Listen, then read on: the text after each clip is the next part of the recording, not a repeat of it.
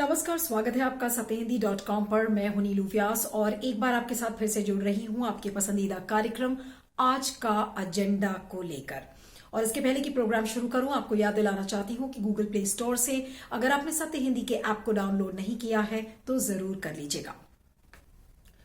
भारत के परिप्रेक्ष्य में आपने अक्सर सुना होगा जादू टोने के बारे में, काला जादू, मनोगत प्रथा जैसी चीजों के बारे में। और अक्सर गांव में सुनाई पड़ता है कि इस तरीके के मामले सामने आते हैं कि काला जादू किसी ने कर दिया, किसी ने जादू टोना कर दिया और उसके चक्कर में लोगों की जानें चली गई। लेकिन आपको सुनकर थोड़ा सा हैरानी होगी और आप चौंकेंगे भी कि अगर पढ़े लिखे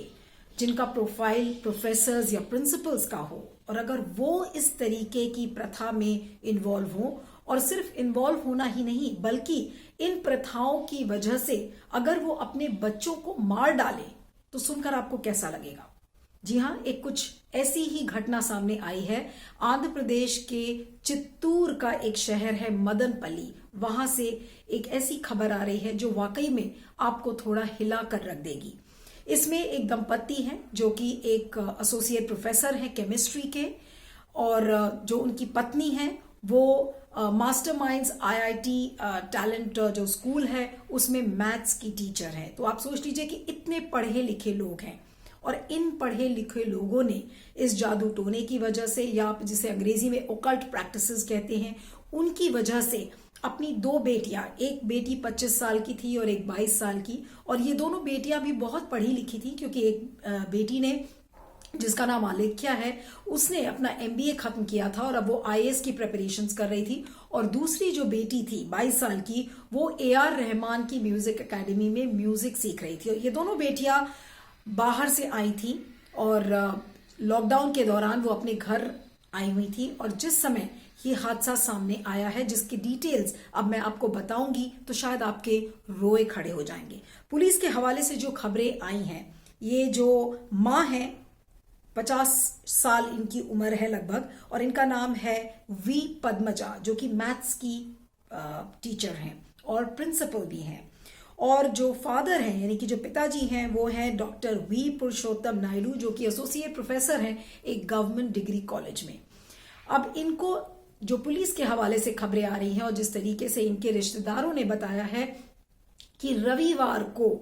इनके घर में, जो मिस्टर नायडू का जो परिवार था उनके घर में पूजा चल रही थी। रविवार यानी कि पिछले 4 दिनों से इनके घर में कोई पूजा प्रथा चल रही थी, जिसकी वजह से इनके घर में कोई इनका काम करने वाला व्यक्ति अंदर घर के नहीं आ रहा था, कोई रिश्तेदार नहीं आ रहे थे। पड़ोसियों ने भी ये बात बताई कि घर से अजीब अजीब आवाजें निकलती थी। और रविवार रात को ये पता चला कि इस दंपत्ति ने, जो पढ़ा लिखा दंपत्ति है, इसने अपनी दोनों बेटियों को मार दिया है। जब पुलिस को ये खबर लगी, तो पुलिस को ये खबर कैसे लगी, मिस्टर नायडू के एक फ्रेंड हैं जो कि उनके साथ पढ़ाते हैं, तो मिस्टर पुरुषोत्तम नायडू ने जब इन दोनों बेटियों को मार दिया, उसको मारने के बाद उन्होंने अपने फ्रेंड को फोन किया कि मेरी जो बेटियां हैं वो अब शिव के हवाले हैं, यानी कि शिव के चरणों में चली गई हैं, और ऐसा कह के उन्होंने अपने मित्र को बताया। तब उस मित्र ने पुलिस को इन्फॉर्म किया, और जब पुलिस घर के अंदर घुसी तो उसने देखा कि आलेख्या और जो साई दिव्या, जो दोनों बेटियां थीं, उनके माथे पर खून भरा हुआ था, क्योंकि उन दोनों बेटियों को डंबल से मारा गया था। एक बेटी को यह भी बताया जा रहा है कि त्रिशूल भोंका गया था। और जिस तरीके के गोरी डिटेल्स पुलिस के हवाले से पता चल रहे हैं, उसमें यह पता चलता है कि जो एक बेटी थी उसने लाल साड़ी पहन रखी थी, एक बेटी के मुंह में कुछ धातु था, जो पहली बेटी थी उसको त्रिशूल से मारा गया था, और एक बेटी जो थी वो पूजा रूम में थी और जो दूसरी बेटी थी वो दूसरे कमरे में थी। यानी कि कोई ना कोई जादू टोना या किसी तरीके की जो धार्मिक कर्मकांड जिस तरीके से किया जाता है उसके एविडेंसेस घर में मिले हैं।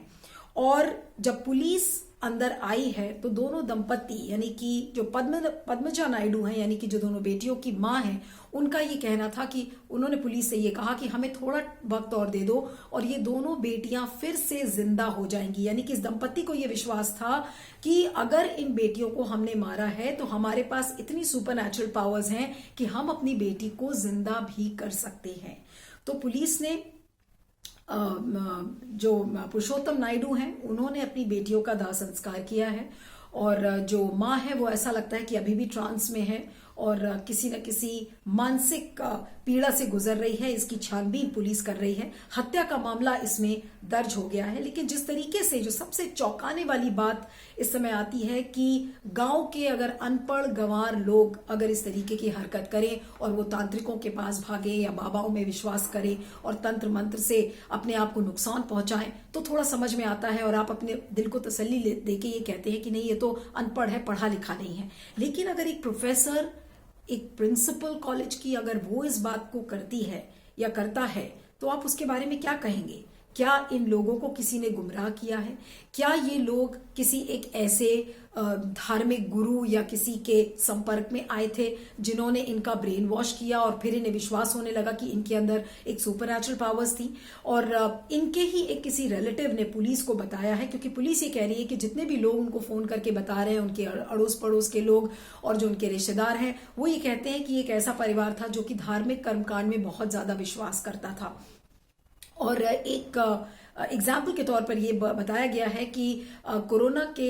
जब इन्होंने टेस्टिंग कराई थी इसके पहले, तो जो पद्मजा नायडू हैं तो उनके जब स्वैब सैंपल्स लिए जा रहे थे तो उन्होंने बिल्कुल एक बेसुध हालत में ये बोला कि ये चीन से कोरोना नहीं आया है बल्कि शिव ने इस कोरोना को भेजा है और ये मार्च में खत्म हो जाएगा। जिसको लेकर इनके जो पति हैं मिस्टर नायडू, उन्होंने कोई कमेंट नहीं किया। यानी कि किसी न किसी तरीके से एक ऐसा एविडेंस मिल रहा है कि ये ओकल्ट प्रैक्टिसेस में बिलीव करते थे, मनोगत प्रथा में बिलीव करते थे, किसी न किसी तरीके का जादू टोना उसमें विश्वास करते थे। और आज इसी जादू टोने की वजह से, चाहे उन्हें कोई गुमराह कर रहा हो, चाहे वो किसी के कहने में आकर कर रहे हो या उन्होंने खुद इस चीज का अध्ययन किया हो, लेकिन आज उन दोनों बच्चियों की जान चली गई है और अब वो अपनी संतान के सुख से बिल्कुल महरूम हैं। पिता, उन्होंने दाह संस्कार किया, फूट फूट कर रो भी रहे थे, शायद उन्होंने रियलाइज किया हो कि उन्होंने क्या किया, लेकिन माँ की हालत अभी भी ठीक नहीं है और पुलिस अब किसी न किसी मानसिक विशेषज्ञ से बात करने की कोशिश कर रही है कि क्या कहीं ऐसा तो नहीं कि ये पूरा परिवार किसी एक साइकोलॉजिस्ट या साइकाइट्रिस्ट के संपर्क में रहा हो। लेकिन इस पूरे केस को मैंने एक साइकाइट्रिस्ट के साथ डिस्कस किया और वो कोई और व्यक्ति नहीं बल्कि दिल्ली का जाना माना और देश का जाना माना institute of human behaviour and allied sciences है, जिसके डायरेक्टर हैं और जाने माने पब्लिक हेल्थ प्रोफेशनल है डॉक्टर निमेश जी देसाई। आइए सुनते हैं उनका क्या ऑब्जर्वेशन है इस केस के बारे में। जितनी जानकारी हमें अब तक मिली है उसमें मानसिक बीमारी के बारे में कोई शंका नहीं हो सकती। मानसिक बीमारी की जो एबनॉर्मलिटीज़ हैं वो जब धर्म से जुड़ जाती हैं तो समस्या और जटिल हो जाती है। जैसे हमने पहले भी 2-3 केसेस में देखा है, बुरारी कांड में भी देखा कि मानसिक बीमारी और मानसिक बीमारी वैसी जहाँ कुछ आध्यात्मिक या धर्म से संबंधित बिलीफ हो, जो डिल्यूशन धर्म से संबंधित हो, उस कारण व्यक्ति एक्शन कर लेता है। मास सुसाइड कहें कि घर के लोग एग्रीमेंट से या एक व्यक्ति दूसरों की हत्या करके खुद खुशी करने की कोशिश करे।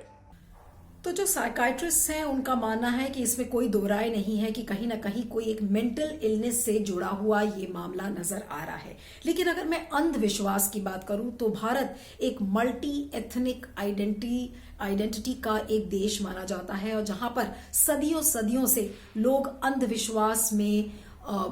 बिलीव करते हुए आए हैं और मनोगत प्रथा और जैसा मैंने आपको कहा जादू टोना, तंत्र मंत्र,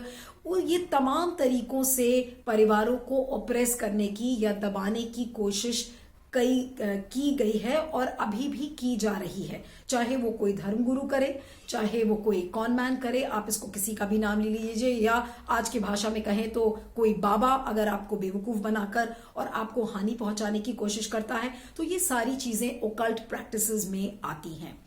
और अगर ये चीज सदियों से चल रही है और जैसे जैसे हमारा लोकतंत्र और आगे बढ़ रहा है, प्रोग्रेस कर रहा है, उसी के साथ साथ जो कानून है वो भी एडवांस किए जाते हैं, वो भी प्रोग्रेस होते हैं। और 1999 के बाद भारत में ये एक मुहिम शुरू हुई कि अब अलग अलग जो राज्य हैं वहां पर इन सुपरस्टिशंस के खिलाफ, यानी कि इन अंधविश्वासों के खिलाफ एक कानून की जरूरत है। और इस समय भारत में अगर मैं आपको डिटेल्स बताऊं तो भारत में ऐसे राज्य हैं जहां पर जिन्होंने काला जादू या तंत्र मंत्र के खिलाफ या विच क्राफ्ट के खिलाफ, एंटी सुपरस्टिशन लॉ अगर आप कहें, तो कौन कौन से राज्य हैं जहां पर इस तरीके का कानून बनाया गया है। अब आपको एक एक करके बताते हैं। बिहार, छत्तीसगढ़, झारखंड, उड़ीसा, राजस्थान, असम, महाराष्ट्र और कर्नाटका। और ये सारे राज्य हैं, आप इनको दो पीरियड्स में डिवाइड कर सकते हैं। 2013 के पहले के जो राज्य हैं और 2013 के बाद के जो दो राज्य हैं जहां पर इस कानून को बनाया गया। 2013 के पहले बिहार, छत्तीसगढ़, झारखंड, उड़ीसा और राजस्थान और असम थे, और 2013 के बाद महाराष्ट्र और कर्नाटका में ये कानून लाया गया। अब प्री और पोस्ट 2013 के जो लॉज थे उनमें क्या फर्क था। जो प्री 2013 के लॉज थे, यानी कि 2013 के पहले, उसमें जो पनिशमेंट था वो बहुत लाइट था। उसमें पनिशमेंट इतना कड़ा नहीं था, 1 साल की सजा और कुछ थोड़ा सा जुर्माना उसमें लगता था। उसी तरीके से असम और राजस्थान ने थोड़ा सा इस पनिशमेंट को बढ़ाकर 7 से 10 साल का जेल किया। लेकिन जो 2013 के जो कानून थे, जैसे कि महाराष्ट्र और कर्नाटका ने काफी स्ट्रिंजेंट पनिशमेंट्स इसमें इन्वॉल्व किए। लेकिन इतने कड़े नियम और कानून के बावजूद जितने भी लॉयर्स और एक्सपर्ट्स हैं और जो एनसीआरबी का डेटा जो सामने आता है, उससे ये साफ पता चलता है कि ये जो स्टेट लॉज हैं ये अपने आप में काफी नहीं है। यानी कि ये स्टेट लॉज इनइफेक्टिव हैं सुपरस्टिशंस और काला जादू, मनोगत प्रथा को रोकने के लिए। अब एक एनसीआरबी का डेटा है 2019 का, जो कि लेटेस्ट डेटा है, और वो बताता है कि कितनी महिलाओं की बलि चढ़ी है। पिछले 15 सालों में कम से कम 2000 ऐसी महिलाओं की बलि चढ़ी है इन्हीं सब मनोगत प्रथा और जादू टोने के चलते। और ये नंबर्स आपको मैं बता रही हूं, ये एक अंडर एस्टिमेट है। ये नंबर्स बहुत ज्यादा हैं, क्योंकि ऐसे मामलों में कई बार ऐसा होता है कि परिवार डिस्कस नहीं करते, परिवार इसके बारे में कंप्लेन नहीं करते, और जिसकी वजह से पुलिस के लिए भी ये मुश्किलें बढ़ जाती हैं। और इसीलिए बार बार ये कहा गया है कि ये जो स्टेट लॉज हैं ये इनइफेक्टिव हैं, नाकाफी हैं इस तरीके के जुर्म को टैकल करने के लिए। अब सबसे बड़ा सवाल ये उठता है कि ये जो राज्य जो कानून लेकर आए थे, ये क्यों लेकर आए। क्योंकि जो इंडियन पीनल कोड के तहत जो सजा सुनाई जाती थी वो खासकर सुपरस्टिशंस को लेकर, जो काला जादू है, टोना, तंत्र मंत्र के जो केसेस थे उनको टैकल नहीं कर पा रहा था। और जो सबसे बड़ी कमी जो आईपीसी की थी वो ये थी कि आईपीसी जो ह्यूमन सैक्रिफाइस है, यानी कि जो मानव जिन व्यक्तियों की बलि चढ़ाई जाती है उसको मर्डर के केस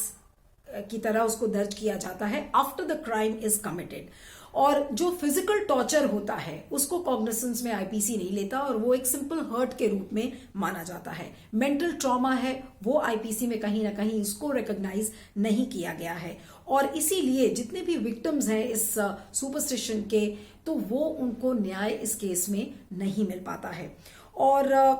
तो ये सारी जो कमियां थी, इनको कोशिश की गई कि ये स्टेट लॉज इनको पूरा करेंगे। लेकिन जैसे कर्नाटका का आप एग्जाम्पल ले लीजिए कि कर्नाटका में ऐसे बहुत सारे केसेस, और महाराष्ट्र में भी जो 2013 में ये कानून वहां पर बना, तो उसके बाद भी बहुत सारे ऐसे केसेस आए। और क्या वजह रही कि इन कानून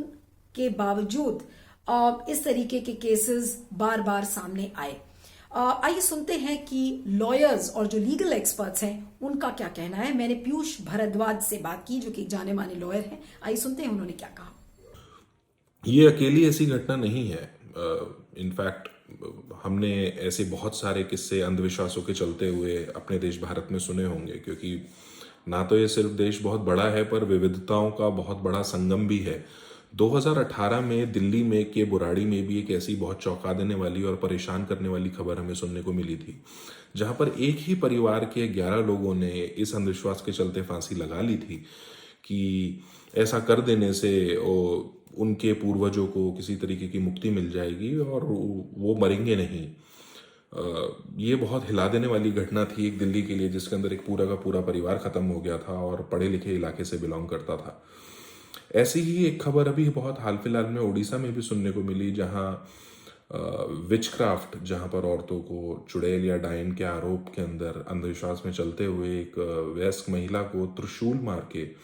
उसकी हत्या कर दी गई। ये मुकदमा इतना संजीदा था कि honourable high court of Orissa ने भी इसके ऊपर ऑब्जर्वेशन देते हुए कहा कि ये एक ऐसा केस है जिसके अंदर स्टेट कानून हमारे इफेक्टिव नहीं है और सेंट्रल को एक कानून बनाना पड़ेगा। 2019 तक के डेटा में जब नेशनल क्राइम रिकॉर्ड्स ब्यूरो का देखा गया तो सिर्फ पिछले चलते 3 सालों में डाइन होने के, विच होने के आरोप में 2000 से ज़्यादा महिलाएं रिकॉर्डेड केसेस थे जिनकी हत्याएं करी गई। सवाल ये उठता है कि क्या ये सही समय है, क्या ये एक बहुत लंबा इग्नोर्ड मुद्दा है जिस पे हमारे समाज और हमारी कानून व्यवस्था को नज़र डालनी चाहिए? क्या ये एक ऐसा मुद्दा है जो माननीय उड़ीसा हाई कोर्ट के अभी रिसेंट ऑब्जर्वेशन पे कि centre should take a prerogative, centre को आगे आना चाहिए,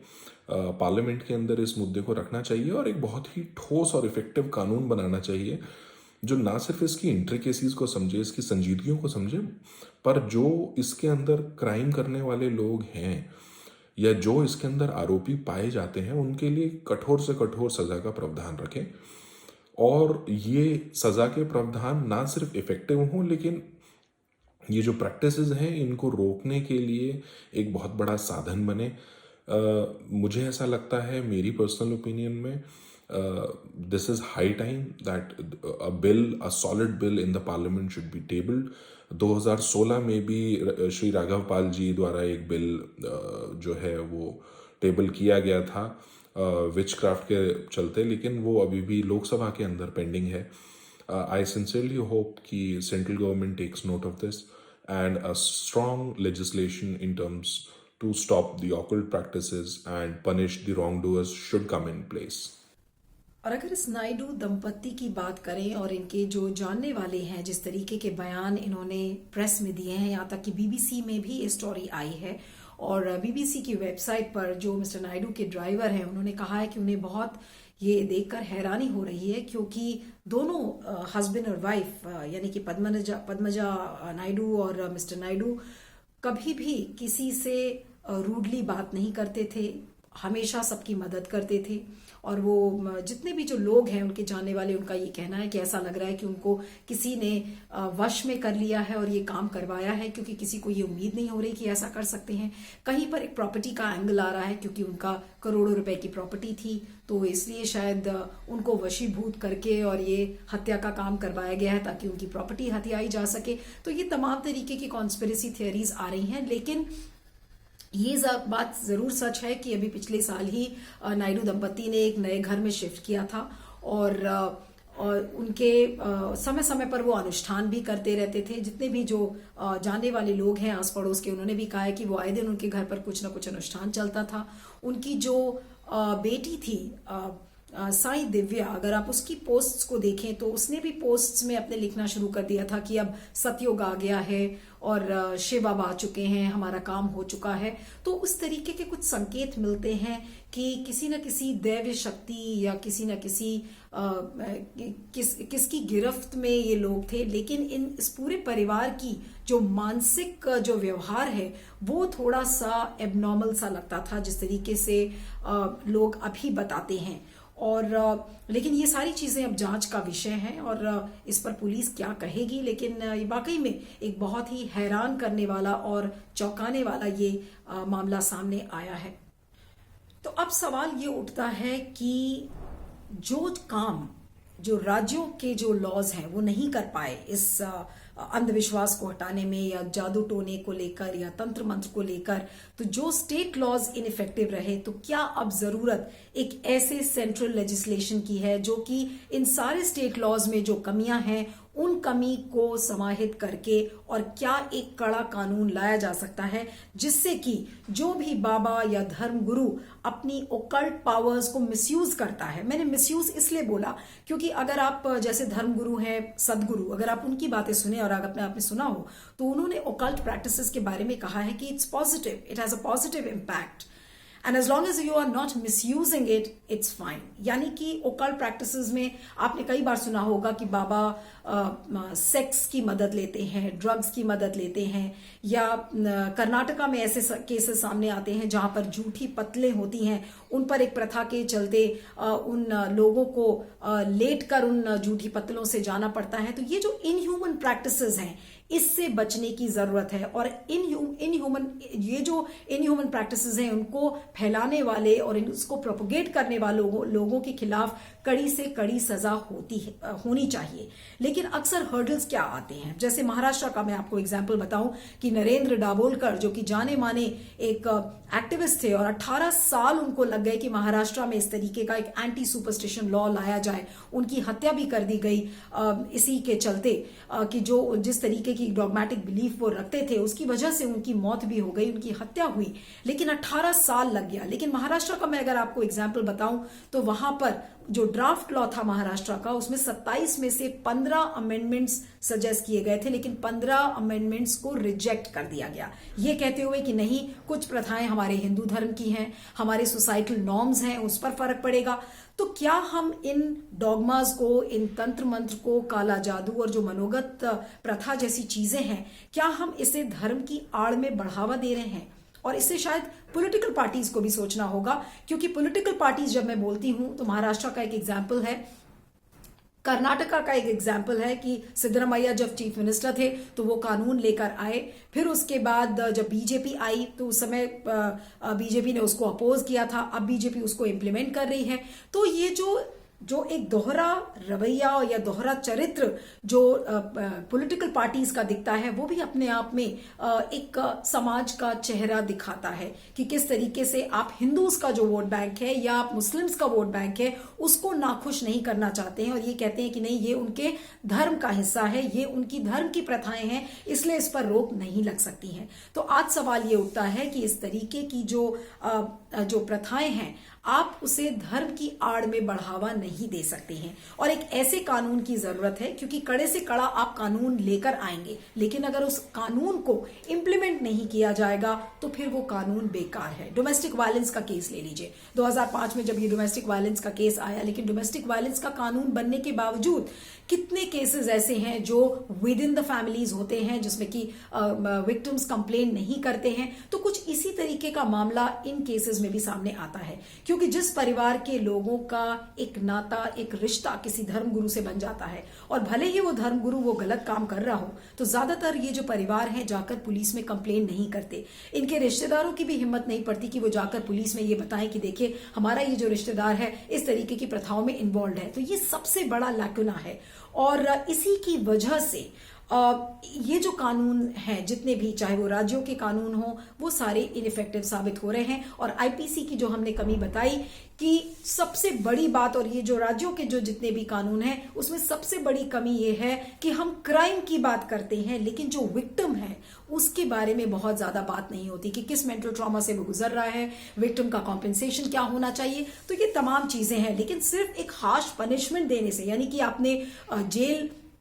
का जो टर्म है अगर वो बढ़ा दिया या फाइन बढ़ा दिया तो उससे ये प्रैक्टिसेस खत्म नहीं हो जाएंगी। और यही वजह है कि जो 2013 के पहले के जो लॉज थे और 2013 के बाद जो दो राज्यों में जो लॉज आए हैं उनमें वो फर्क दिखता है कि जेल टर्म को बढ़ा दिया, पेनल्टी को बढ़ा दिया, लेकिन फिर भी आप उस अपराध को कम नहीं कर पाए। और एनसीआरबी का डेटा अपने आप में ये कहानी बयां करता है कि किस तरीके से ह्यूमन सैक्रिफाइसेस के जो केसेस हैं, खासकर महिलाओं में 2000 महिलाओं को इसमें मार दिया गया है। तो ये जो आंध्र प्रदेश का जो ये केस है, चित्तूर जिले का, जहां पर ये जो दंपति है, पढ़ा लिखा दंपति, जो कि एक एसोसिएट प्रोफेसर है केमिस्ट्री का, दूसरी एक मैथ्स टीचर है, और उसने अपनी पढ़ी लिखी लड़कियों को मार डाला सिर्फ इसलिए क्योंकि वो एक बिलीफ में विश्वास रखते थे। उनके मन में एक ऐसी धारणा बन गई थी, उनको ऐसा लग रहा था कि उन्होंने सुपरनैचुरल पावर्स को अटेन कर लिया है जिसके चलते वो अपनी लड़कियों को जिंदा कर देंगे। और पुलिस ने जो ये बातें बताई हैं इस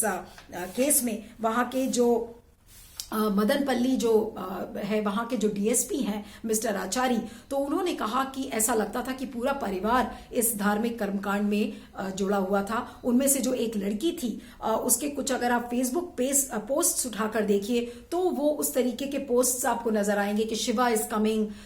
सतयुग is coming, the era of कलयुग इज गेटिंग ओवर। तो इन्हीं सब तरीके की जो पोस्ट सामने आई हैं और उसके थोड़े ही दिन बाद देखिए किस तरीके से इस दंपति ने अपनी दोनों बेटियों को मार डाला। अब आज बेटियां नहीं है उस परिवार में और शायद वो परिवार बिल्कुल खत्म हो चुका है। नायडू परिवार को अगर आप कहें तो ये दोनों जो ये दंपति है अब ये शायद जेल में होंगे हत्या के केस में। और तमाम चीजों पर इसकी जांच अभी होगी। लेकिन नुकसान अंत में किसका हुआ? इस परिवार का नुकसान हुआ। दो भोली भाली जो लड़कियां थीं, वो किसके बहलावे में, किसके फुसलावे में आकर उन्होंने इस तरीके की पावर्स में विश्वास किया, ये सारी एक जांच का विषय है। और विषय से भी ज्यादा एक बड़ा समाज के लिए एक सबक भी है, और समाज से ज्यादा बड़ा सबक उन पॉलिटिकल पार्टीज के लिए है, एक बार फिर से दोहराऊंगी, जो कि कहते हैं कि इन प्रथाओं को हमें धर्म से जोड़ना चाहिए और हम इसलिए आगे इसमें नहीं बढ़ेंगे। तो आज उन पॉलिटिशियंस को भी हिम्मत करके इस तरीके की प्रथाओं को बंद करने की कोशिश करनी पड़ेगी। लेकिन फिलहाल गांव में ऐसा हम सुनते थे कि इस तरीके के हादसे होते हैं, लेकिन चित्तूर जिले का जो मदनपल्ली शहर का जो ये हादसा सामने आया है, जिस तरीके से एक पढ़ा लिखा एक दंपत्ति इस तरीके से उसने अपनी बेटियों को बिल्कुल त्रिशूल से और डंबल से मारा है, वो अपने आप में एक समाज का जो गंदा सच है। हम जहां पर एक समाज में विकास की बात करते हैं और अनपैरेलल डेवलपमेंट की बात करते हैं, उस अनपैरेलल डेवलपमेंट के साथ साथ किस तरीके की प्रथाएं और किस तरीके की मानसिक सोच लोगों के मन में है, ये उसको दिखाता है। इस पर आपका क्या सोचना है, फीडबैक जरूर दीजिएगा। और चलते चलते आपको याद दिलाना चाहती हूं कि अगर गूगल प्ले स्टोर पे आपने सत्य हिंदी के ऐप को डाउनलोड नहीं किया है तो जरूर कर लीजिएगा। आपके फीडबैक और कमेंट्स का मुझे इंतजार रहेगा। Thank you so much.